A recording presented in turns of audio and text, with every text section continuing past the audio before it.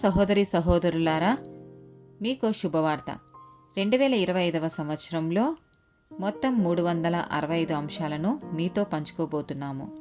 జనవరి 1వ తేదీ నుండి ప్రతిరోజు ఒక అంశము మరియు దానికి సంబంధించిన వాక్యమును పంచుకుంటాము.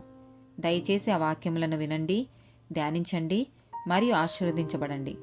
దయచేసి సబ్స్క్రైబ్ చేయండి మరియు మీ స్నేహితులతో పంచుకోండి. ధన్యవాదాలు.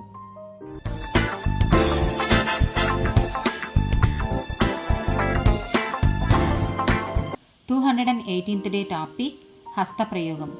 ఆదికాండము 2వ అధ్యాయము 18వ వచనం.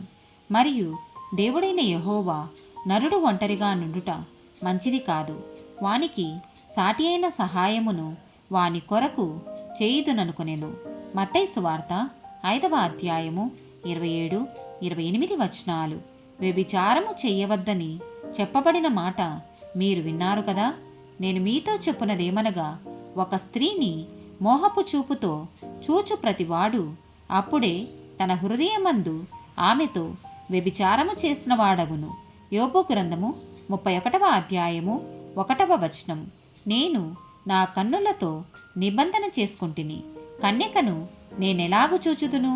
1 కొరింథీయులకు రాసిన పత్రిక 6వ అధ్యాయము 19-20 వచనాలు.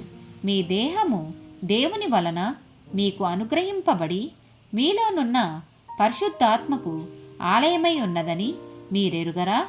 మీరు మీ సొత్తు కారు, విలువ పెట్టి కొనబడిన వారు గనుక మీ దేహముతో దేవుని మహిమపరచుడి. గలతీయులకు రాసిన పత్రిక 5వ అధ్యాయము 22-23 వచనాలు. అయితే ఆత్మఫలమేమనగా ప్రేమ, సంతోషము, సమాధానము, దీర్ఘశాంతము, దయాళుత్వము, మంచితనము, విశ్వాసము, సాత్వికము, ఆశానిగ్రహము. ఇట్టి వాటికి విరోధమైన నియమమేదియూ లేదు. ఆమేన్.